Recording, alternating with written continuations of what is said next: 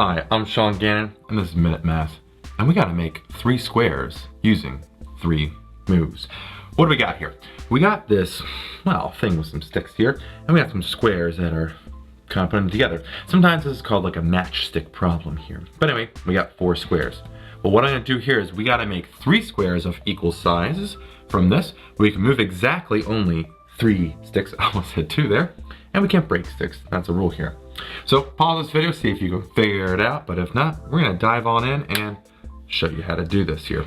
All right, first thing I wanna do here, I'm gonna redraw this little shape here, except for the stick I'm moving, which is right down here.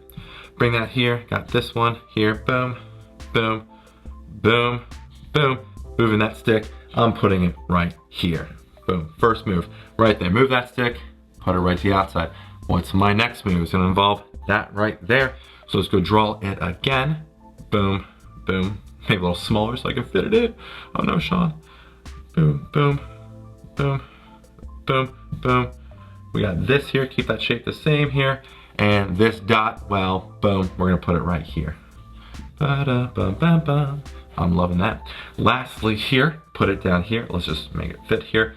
I'm moving this one, that just goes right here. So we got boom, this step here. Clearly not squares anymore, but hey, it's all right. We got this shape here and this one here coming around, full bend, and then we got it. We got 4 quote unquote, or 3 quote unquote squares here for our answer, but hey, it works, it looks all right.